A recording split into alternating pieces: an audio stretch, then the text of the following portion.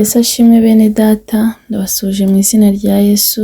Imana y'amahoro ikomeze ibane namwe, ibagirire neza aho muherereye hose, mu mpande enye z'isi. Imana ikomeze ibiteho, buri wese uko yifuza Imana yibone, kandi ni ukuri Imana ibahe icyo umutima wanyu wifuza.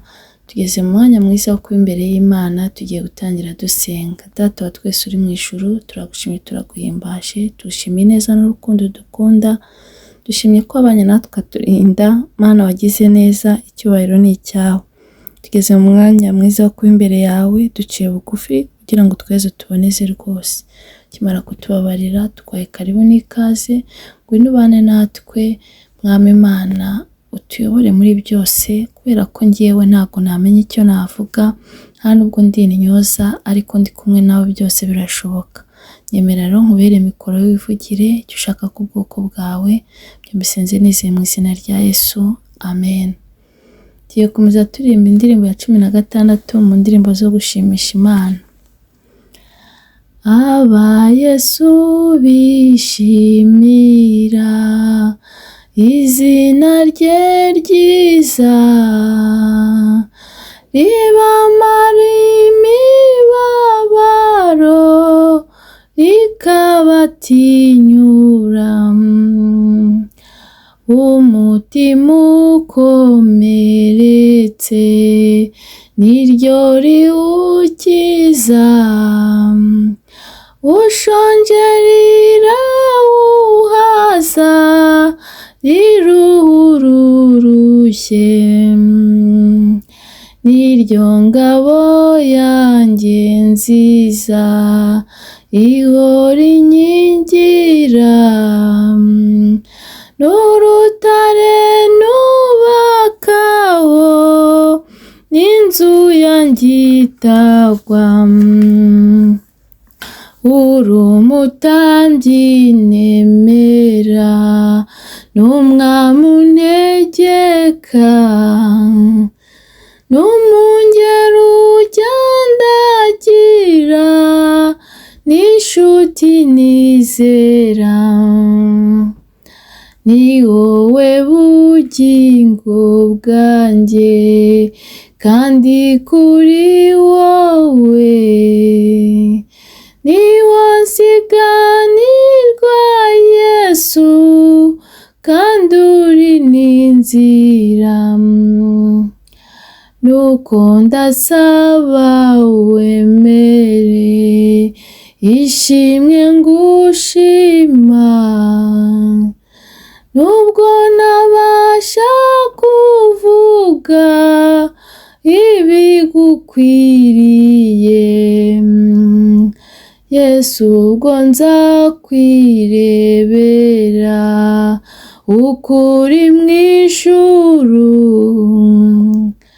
nibwo nzajya ngusingiza nk'uko bikwiriye. Na none uko mbishoboye, nzajya nguhimbaza, no mu ipfa ryanjye iryo zina rizampumuriza. No mu ipfa ryanjye iryo zina rizampumuriza. No mu ipfa ryanjye iryo zina rizampumuriza. Kadukomeze dusoma n'ijambo ry'Imana dusanga muri Ezekiyeli ibice 16 kuva ku murongo wa 6 kugera ku murongo wa 8. Umutwe w'amagambo uravuga ngo i Yerusalemu hagereranwa n'umugore wabaye maraya. Kasome mu izina rya Yesu. Nuko nkunyuzeho mbona wigaragura mu ivata ryawe, ndakubwira nti nubwo uri mu ivata ryawe ubeho. Ni ukuri narakubwiye nti nubwo uri mu ivata ryawe ubeho. Nakugwije nk'ibimera mu murima, uragwira kandi urakura, ugira uburanga buhebuje. Amabere yawe arashimangira n'umusatsi wawe urakura.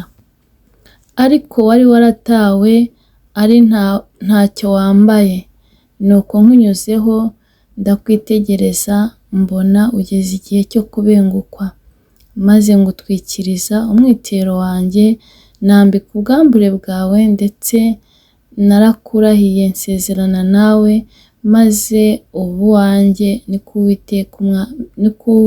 niko umwami Imana Uwiteka avuga.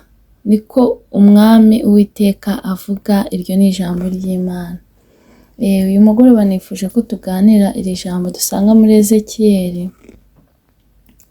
Ijambo ry'Imana narihaye umutwe w'amagambo, narihaye navuze ngo ongera ubeho, baho, Uwiteka aguhaye kubaho mu izina rya Yesu.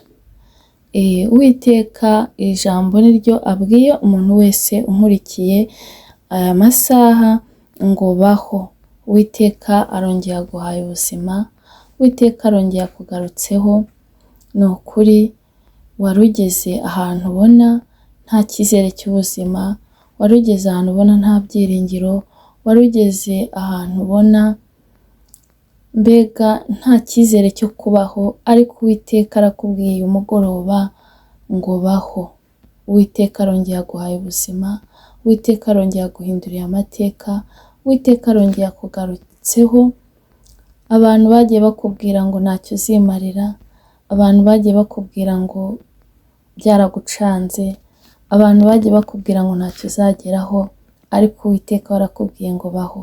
Uyu mugoroba akira kubaho mu izina rya Yesu, kubera ko Imana iguhaye ubuzima.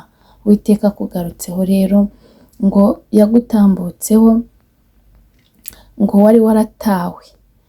Hari abantu bagera igihe bakagera mu gihe bagatabwa, bakabura umuntu wabitaho, bakabona ntawe ubareba, bakareba ntawe ubitaho, abantu bakakuvaho, ariko Uwiteka we yarakurebye, arangije aravuga ngo nabonye waratawe, nabonye utari wambaye. Ni ukuri abantu bari barakwambitse ubusa, bavuga ngo ntacyo uzimarira, baba bakuvuga ibintu bitari byiza, ngo ariko ngo Uwiteka warakurebye ngo agutwikirize umwambaro we.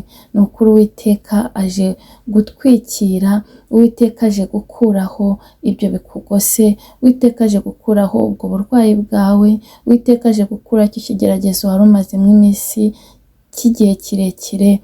Uwiteka aragushubije ngo aragutwikiriye, kandi umuntu utwikiriwe n'Uwiteka amutwikiriza urukundo, amutwikiriza ineza, amutwikiriza imbabazi, amutwikiriza amahoro. Nawe akira gutwikirirwa n'Uwiteka mu izina rya Yesu. Uwiteka hari icyo akoze ku buzima bwawe, ngo arakurebye, ngo arakubenguka. Ni ukuri iyo umaze kubenguka umuntu, ikiba gisigaye ni ukumuhundagazaho urukundo, ni ukumuhundagazaho keya. Ni ukuri nawe Uwiteka akugarutseho, hari icyo akoze. Ni ukuri wikiheba, uri uw'agaciro imbere y'Imana. Nubwo abantu babona utari uw'agaciro, nubwo abantu babona ko ntacyo umaze, nubwo abantu babona kuri igicibwa, ariko imbere y'Imana uri uw'agaciro. Uwiteka akugarutseho, ni ukuri hari icyo akoze ku buzima bwawe, kandi asezeranye nawe isezerano ko guhera uyu munsi ubaye uwe. Imana itugirire neza, kandi Imana itwiteho. Ni ukuri akira kubaho, kuko Uwiteka aguhaye kubaho mu izina rya Yesu. Ni ukuri ongera wakire ibyiringiro by'ubuzima. Komeza, ambara imbaraga, ukomeze, kubera ko ejo ni heza. Ni ukuri Imana ihinduye ubuzima bwawe, Imana ihinduye amateka, Imana irongeye guhaye ubuzima, Imana irongeye guhaye kubaho, Imana ikuyeho ibyari bimeze nk'imisozi bihinduye amataba. Akira mu izina rya Yesu, kandi wizere, niwizere uribona ubwiza bw'Imana. Akira, ni ukuri Imana iguhaye ubuzima. Akira kubaho. Ni ukuri wowe wari warihebye, wowe wabonaga birangiye, wabonaga ubuzima bubishye, wowe wabonaga ufite intimba n'agahinda, akira amahoro yo mu mutima, kubera ko Uwiteka yaguhaye, Uwiteka akugarutseho, Uwiteka arakubengutse. Ni ukuri nubwo abantu bari baragutaye, nubwo abantu bari barakuvuyeho, ngo ariko Uwiteka agutambutseho, ngo babona ukuntu umeze, ni ukuri aragutwikiriye. Akira urukundo rw'Imana, akira urukundo rwa Yesu, akira amahoro yo mu mutima. Uwiteka ni ukuri hari icyo akoze ku buzima bwawe. Imana itugirire neza. Uyu mugoroba nanjye kukubwira ngo baho, akira ubuzima, ongera ubeho mu izina rya Yesu. Uwiteka asezeranye nawe isezerano guhera uyu munsi ko ubaye we nawe akaba uwawe. Imana itugirire neza.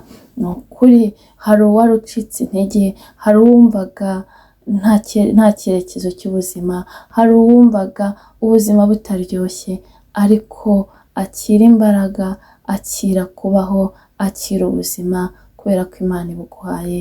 Imana itugirire neza. Rero numvaga ari iri jambo nabasangiza, Mwuka yashatse ko ari iri jambo tuganiraho, kandi burya nta jambo rizira ubusa, riba rifite nyiraryo. Ni ukuri niwakire mu izina rya Yesu, kubera ko Uwiteka aguhaye ubuzima, kubera ko Uwiteka ahinduye amateka, kubera ko Uwiteka akugarutseho. Ni ukuri aragutwikiriye. Akira, baho, ni ukuri ubaho, wongereweho mu izina rya Yesu. Reka dushime Imana kubwira ijambo. Data wa twese uri mu ijuru, turagushimye, turaguhimbaje, tugushimiye ineza yawe n'urukundo rwawe. Dushimye kuri Imana itwitaho, dushimye urukundo dukunda, ngo wamusanze mu ivata ngo y'ibyaha, ngo uramubwira ngo baho. Mwami ushimwe ko ari abo ugarutseho uyu mugoroba, ushimwe ko ari abo uhinduriye ubuzima, ushimwe ko ari abo wongeye guha ubuzima, ushimwe Mwami Imana ko ari abo utwikirije urukundo rwawe, ushimwe ko hari icyo ukoze ku muntu wizeye wese, ko umuremeye ibifatika, ko umuremeye amashimwe mu izina rya Yesu Kristo. Mana bihererwe icyubahiro, nibakire kubaho mu izina rya Yesu, nibakire ubuzima mu izina rya Yesu. Data mwiza rero, gukomeza ubane natwe Mwami, aya mahirwe uduhaye, uduhe kuyakoresha neza, turinde kuyapfusha ubusa, turinde gusubira inyuma, duhe gukiranuka kugira ngo ntibibe ibyaha mu isi, ahubwo twakire ubuzima bwa hano mu isi ndetse n'ubuzaza, tuzabone n'ubugingo buhoraho. Urakoze Mwami kubwira ijambo, ngo bana natwe utugirire neza, kandi ukomeze utuganirize mu izina rya Yesu Kristo. Uganiriza abantu bankurikiye, buri wese umwiyereke, buri wese Mwami uri Imana irebera hose icyarimwe, uri Imana izi icyo umuntu atekereza, urabizi icyari gihangayikishije buri muntu wese, urabizi icyari giciye umuntu intege, umuntu icyo ari cyo cyose. Mana byose urabizi, mbere yuko tubikubwira Mwami ububizi. Genda buri wese uko akwifuza umwiyereke mu izina rya Yesu Kristo, kandi ukomeze uduhe imbaraga zo kurwanya ikibi n'igisa nacyo, uduhe gukiranuka muri byose, kuko nawe uri Imana ikiranuka, nk'uko nawe uboneye, natwe ujye uduha kwiboneza uko bwije n'uko bukeye. Dusengeye abarwayi Mwami, bakize ubagirire neza, imbaraga z'Imana nizibabeho, ukuboko kwawe gukiza nikubabeho mu izina rya Yesu. Nibakire gukira, kubera ko uyu mugoroba babwiye ngo nibabeho mu izina ryawe, mu izina ryawe nibabeho. Ongera Mwami, wongere ubagarukeho kandi babone gukira. Imbaraga z'Imana nizibe ku itorero, ongera usuke ububyutse, gabanya abarimbuka wongera bakizwa mu izina rya Yesu Kristo. Abantu muri iyi minsi bacitse intege, abantu muri iyi minsi Mwami bari baratawe, Mwami Imana, abantu muri iyi minsi bamwe bari barihebye, abandi bari bari kure, ariko ubahaye ubuzima, urongera bagarutseho. Mwami Imana, ntihagire ikintu na kimwe kibatandukanya n'urukundo rwawe. Ngaho garuza Mwami imbabazi abo bantu bacitse intege, abasubiye inyuma mu izina rya Yesu Kristo. Mwami Imana, dusengera batarakwakira nk'umwami n'umukiza w'ubugingo bwabo, bahe kukwakira, kubera ko muri wowe harimo byose, muri wowe harimo amahoro, muri wowe harimo ibyishimo, muri wowe harimo umutuzo. Nibaze bakire ku byiza utanga mu izina rya Yesu Kristo, ngo ukomeze uturindire ubugingo ko aribwo buzakubona, kandi ugabanya abarimbuka wongera bakizwa mu izina rya Yesu Kristo. Ineza twamuha ibihe byose, kandi twegere kurusha imyambaro twambaye, kandi ijwi ryawe ryongoranire tujye kure. Mwuka wera nazaherekeza iri jambo, ikora icyo wagambiriye. Urakoze kumvishe gusenga, ubona iteka ryose. Amen. Ndabashimiye ko mwemeye kubana nanjye muri aka kanya. Imana ikomeze ibane namwe kandi biteho, kandi nimwakire ubuzima, nimwakire kubaho kubera ko iteka bahaye kubaho. Ni ukuri we wari wihebye, we wabonaga ufite ibibazo, we wabonaga uri ahantu habi, we wabonaga uburwayi bukurembeje, ni ukuri ongera ubeho kuko iteka aguhaye kubaho. Imana ibagiriye neza rero kandi ikomeze ibiteho, ni ukuri ibahe gusoza uyu mwaka neza, uburinzi bwayo bukomeze bubabeho kugira ngo n'uriya mwaka wa 2025 tuzawutangire neza. Mwakoze kubana nanjye, naho ubutaha. Bye.